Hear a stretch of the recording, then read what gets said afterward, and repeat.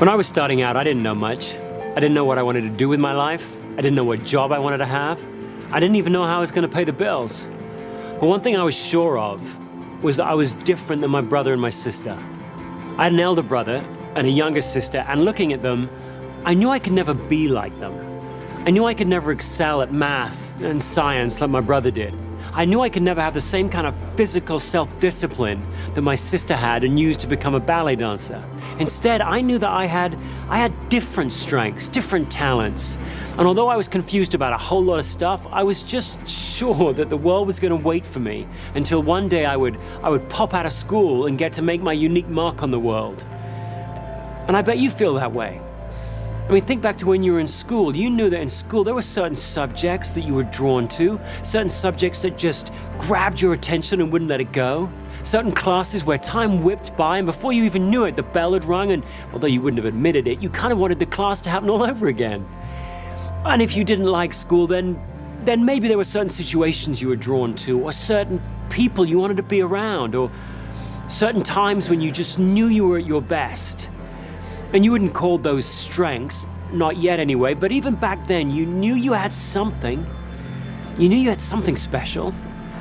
And now you're holding out hope that your life, your work, your job is going to give you a chance to show everyone what that special thing is. And I've studied over the years thousands of successful people, and if you look at the world through their eyes, work can be a great place. It can be a place where you have a chance to be challenged in just the way that you like to be challenged. It can be a place where people recognize you for what you do well and then push you to get better at it.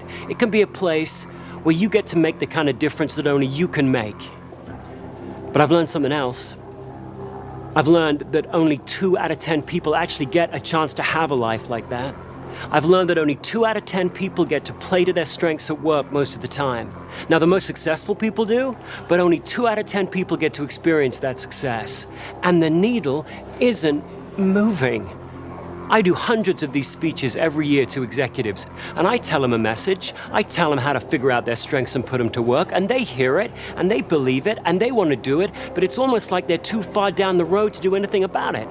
They've got mortgages to pay, and they've got bills to think about, and they've got a growing family, and they've got a career, and they've got promotions, and it's almost like life has pushed them too far down the road, and now they don't feel like they can make a choice. Well, you'll find that. You'll find that life gets really heavy really quickly, and the longer you wait, the heavier it gets, and if you're not really careful, you're going to wind up living some second-rate version of somebody else's life. You're going to wind up in a job where you're not engaged. A job where you're just marking time, where you're just putting in the hours until the weekend comes around. A job where you're not engaged and excited, but a job where you're bored, where you're drained, where you're burned out, where you're trapped. And when that happens, you can blame someone else. You can blame your teachers or your parents or your boss or fate. You can blame someone else, but the responsibility doesn't lie there. It lies with you. It lies with what you choose to do. So the question you got to get your head around right now, is how do you avoid that future? How do you avoid becoming one of the 8 out of 10 that don't play to their strengths? How do you get to build the kind of life where you are playing to your strengths in life most of the time? How do you build that life? How do you build that kind of success? What do you need to know? And what do you need to do before it's too late? Well, here are 3 myths that are going to hold you back. Now, other people are going to tell them that they're true, but they're not. You need to expose them for myths. You need to blow them up, figure out what's true, and then stencil it to your forehead, and don't let anyone ever tell you different. Here's the first myth, and everyone believes this one's true. The myth that as you grow older, your personality changes. It's not true. Here's what's true. As you grow older, you become more and more and more of who you already are. If you're really good at making friends now, you'll be even better at it in 20 years from now. If you're a neat freak now, then you're going to be a neater freak when you're 40. If you're an idea man now, you're going to be an idea man for the rest of your life. I have a son, Jackson. Jack's 6 years old, and already I know some stuff about Jack. I know this is a kid that craves structure. This is the kid that won't close the refrigerator door unless the ketchup's turned so the label's facing out. This is the kid where as I'm walking down a corridor in an airport pushing a cart, and I say to him, "Hey, Jack, jump on the cart, I'll push you around, it'll be great fun." This is the kid who very solemnly points to the little picture of the kid with the big red X through it, says, no way, it's against the rules. This is also a kid who's massively competitive. I don't mean in a way that all 6-year-olds prefer winning to losing. I mean in a way that when he is seized by it, he doesn't quite know what to do with himself. It's like a physical force. He's watching his favorite football team on TV and they start to lose, and he starts to squirm and twist in his chair, and after a while he just gets so angst up about it he has to jump up and bury his head in the cushions next door. Jack isn't going to grow out of it. He's going to have that same craving to win from 8 to 88. His dreams will change, his skills will change, his values will change, his beliefs will change, but the core of him, the strongest parts of his personality are going to remain the same, and so will yours. And that's okay. But of course what that means is that you need to get really good at describing what your strengths are. If your strengths don't change much during the course of your life, you need to become really specific at describing what they are. And most of us, frankly, are just terrible at that. You ask people in job interviews, what are your strengths? And people dance around and around that question and end up with vague, bland answers like, I'm good with people. I like making things happen. I'm a numbers guy. Well, no one's going to be impressed with that. If you're going to really push your time toward your strengths in life or in work, you've got to get much more specific than that. Now, you've been raised to believe that your strengths are what you're good at and your weaknesses are what you're bad at. But that's not true, is it really? Come on, think about it. You've got some stuff that you're good at that you hate. I mean, you're good at it, so people ask you to do it. In fact, they rely on you to do it, and maybe they've even pigeonholed you into doing it. But if you never had to do it again, it'd be too soon. What would you call that? I mean, I once had a friend who was a brilliant swimmer. At the age of 7, a lifeguard had seen him swimming in the sea, freestyle, told his parents had put him on a swim team, and all the way through school, he practiced and practiced. He did lap upon lap, swimming in the mornings, last thing at night, and he got on the swim team and he won meet after meet, broke record after record, and he hated it. In fact, he hated swim meets so much he'd get crushing migraines before every one. What do you call that?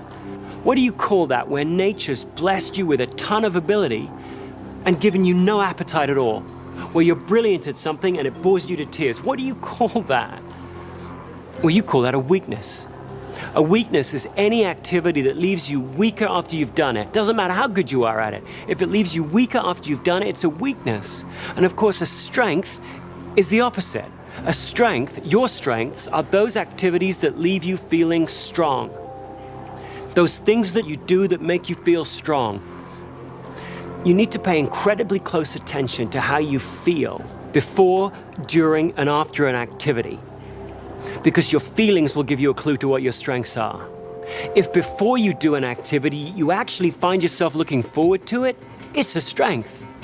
If while you're doing it, you find that you're in the zone, time flies by, you can totally concentrate, it's a strength. If after you're done with it, you feel fulfilled, it's a strength. Not fulfilled as in, thank goodness that's over, but fulfilled as in jazzed or jacked up. That's a strength. Now, to discover what your strengths are then, you don't need someone to tell you what they are. You don't need to take a test. You can find out what your strengths are in a regular week of life. Here's what you should do. Just try this. Take a pad around with you for a week, and anytime you find yourself actually looking forward to doing something, doesn't matter what it is, anytime you find yourself actually looking forward to doing something, scribble it down. Anytime when you're doing something, you find yourself just really in the zone, stop for a minute, scribble it down. Anytime when you're done with something, you feel jacked up and enthused, scribble it down. Don't wait until the end of the day. Don't wait until the end of the week and try and recreate it. You'll end up being way too vague. Do it in the moment. And don't write stuff down that other people are doing to you. Don't write down, I felt strong when my manager praised me. That's the manager doing it to you. Write down stuff you're doing. Don't judge it, just write it down. Verbs, stuff you're doing. I felt strong when I helped my mom understand that point I was trying to make. I felt strong when I cleaned up my room. I felt strong when I was retiling the bathroom. Doesn't really matter what it was. Just write it down. If you feel strong before, during, and after it, scribble it down. And then at the end of the week, what you'll find is you'll have a long list of activities. Well, scan that list and pick the 3 that really leap out at you. Those are your strengths. And then when people ask you about your strengths in job interviews or in the work situation, or when you're trying to think about what you're going to do with your life, look at those 3 activities, talk about those 3 activities. Use phrases like, I'm at my best when, or I feel strong when, and then describe exactly what you wrote down.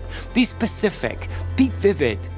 Now, other people are going to try and tell you that they know your strengths better than you do. Your parents, your teachers, your managers, but they don't. They may know how to judge your performance better than you, but you know better than anyone else what intrigues you and what doesn't, what you're really interested in and what bores you, what strengthens you and what weakens you. You know that better than anyone else, and those are your true strengths. So learn how to describe them, own them, because those strengths are going to be what drives your performance. Now, the second myth that people are going to try and drag you off course with, and gosh, everyone believes this one, is they'll tell you, look, if you want to grow, if you want to get ahead in life, if you want to get promoted, you can't rely on your strengths. In fact, you've got to figure out what you're not good at and really work at getting better at it. And this starts really early in school, doesn't it? You came back home with 2 A's, a C, and an F, and everyone, your parents, your teachers, they focused on the F, didn't they? You were really good at English and bad at maths, and you got remedial maths. And this continues at work. It will. You'll go to your first performance review, and it'll be 2 minutes on what you did well, and then they'll really drill down into what you need to work on. And what you'll need to work on are your weaknesses. If you're not careful, your whole career is going to be one long remedial math class. Now, the point here isn't that you can ignore your weaknesses at work. You can't do that any more than you can ignore the F in school. The point is that you shouldn't be working on your weaknesses. You're not going to grow most in the areas where you're weakest. You should be working on your strengths. That's one of the truths that's so important for you to remember. You're going to grow most, learn the most, develop the most, be challenged the most, bounce back fastest when you're working on your strengths. If you want to know a truth, know this one. Always be working on your strengths. If you want to succeed in life, you've got to deliberately push your time toward where you have some unfair advantage over everybody else. That means each week, you ought to have a strong, weak plan. Each week, you got to have a strong, weak plan. That's not complicated. That just means that each week, you're going to have 2 things, just 2 things you're going to do each week to push your time toward your strengths and away from your weaknesses. Just 2 things you're going to do every week for the rest of your life. Think about the most successful people you know. Just for a minute, just think about the most effective people you know. Just get them in mind. Just visualize them. Don't they seem to spend an awful lot of time doing activities that really jazz them, that energize them? And you look at them and you go, you lucky devil. You lucky devil. How'd you find a job like that? How'd you find a life like that? How'd you find a job that fit you so perfectly? But of course, they didn't find it, did they? They built it. Each week, every week, they deliberately pushed their time toward those things that energized them and away from those that didn't. Each week, they pushed and pushed until gradually they tilted the floor until the best of their job became most of their job. Well, you should do the same. Each week, volunteer your strengths to your team in some way. Each week, show your team how your strengths can help the team achieve its goals. Each week, deliberately learn some new skill, some new technique, some new trick that will help you put your strengths to work. And then slowly, gradually, each week, you'll rewrite your job description under your boss's nose, and he'll or she'll love you for it. Because then you'll win. Now, some people will tell you not to do that. They'll say, look, the team needs more from you than just playing to your strengths. You can't just play to your strengths, they'll say. The team needs you to put your strengths aside and do whatever it takes to help the team. There's no I in team, they'll tell you. They're wrong. That's actually the last myth that might be holding you back. The myth that the best teams have a bunch of well-rounded people all playing every role equally well. Well, they aren't like that, are they? You look at the best teams. You think about the best teams. They're not made up of a bunch of people all playing every role. They're made up of a bunch of people who have figured out what their strengths are, and they've surrounded themselves with people who are strong where they're weak. So the team has become well-rounded precisely because each individual in it isn't. Well, if you want to become a great team player, you've got to do the same. You've got to partner with people who are strong where you're weak. The point of being a great team player is not to put up with all the stuff that weakens you. The point of being a great team player is to partner up with people who are different from you. What we, your teammates, what we need from you is we need to know, where are your shoulders broadest? Where can we rely on you the most? When the pressure's really on, where can we count on you the most? When the pressure's really on, what plays can you run? And you need to know the same from us so that we can partner up and get stronger together. Now, to be that kind of team player, the kind of person who knows their strengths, knows their weaknesses, and can stand up for both, that takes a lot of courage. That takes a lot of honesty. Warren Buffett, second richest man in the world, he knows a fair bit about that kind of honesty, that kind of courage. Recently, he did something really strange, didn't he? He gave away $31 billion to the Bill and Melinda Gates Foundation. And he held a press conference to try and explain why he would do such a thing, where somebody said, hey, why'd you give all your money to somebody else's charity? And he gave two answers. One of them predictable, the other one just odd. The predictable one was this. He said, I gave it to the Gates Foundation because they can give it away better than I can. They are better than me, so I'll give it to them. They'll give the money away better than me. Typical, practical, Buffett-like answer. And if he'd have left it at that, we'd have chalked it up to just another example of Warren Buffett being smarter and wiser and humbler than the rest of us. But he didn't leave it at that. He couldn't. In the Buffett equivalent of Jack jumping up from the sofa, he couldn't help himself. He went on and he said, besides, charity's no fun for me. Who says that? I mean, some of us may occasionally think that, but who says charity's no fun for me? Imagine the kind of courage and self-assurance it takes to stand up in front of the world and go, you know what? That's not me.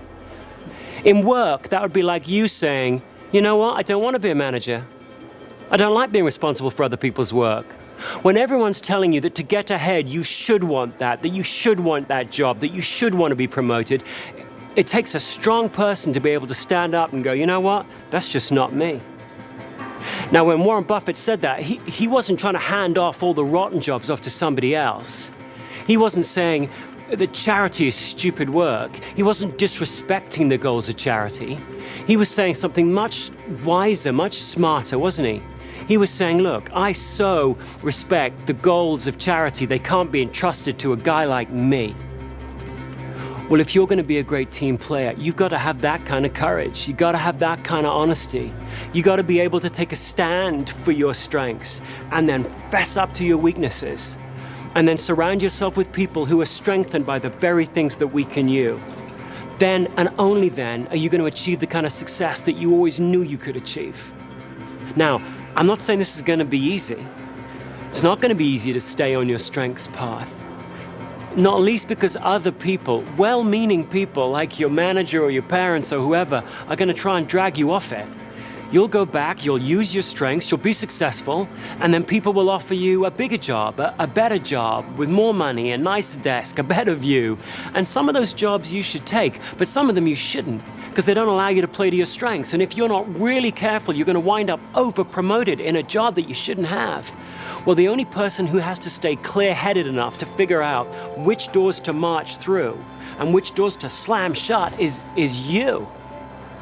And I'm not saying this journey is without risk either. The whole strengths journey that you should be on for your life, there's risk to that. There's risk that one day you're going to go back and go all out with all of your strengths and not win. Like my son Jack will take all of his competitiveness, just really go all out with it and not outperform a competitor. That's a bitter pill to swallow, that is. Or maybe there's a risk that you'll go back and you'll say to your manager, I'm weakened by confrontation. And she'll go, like I care. You're trying to just hand off all the rotten stuff off to some other person. So yeah, there's risk that you'll be misunderstood. But a writer, Anais Nin, had a great line on risk. She said this, she said, and the day came when the risk it took to remain all tight in the bud became greater than the risk it took to blossom. There's risks to blossoming. There's risks to betting your life, your career, your success, your satisfaction on your strengths.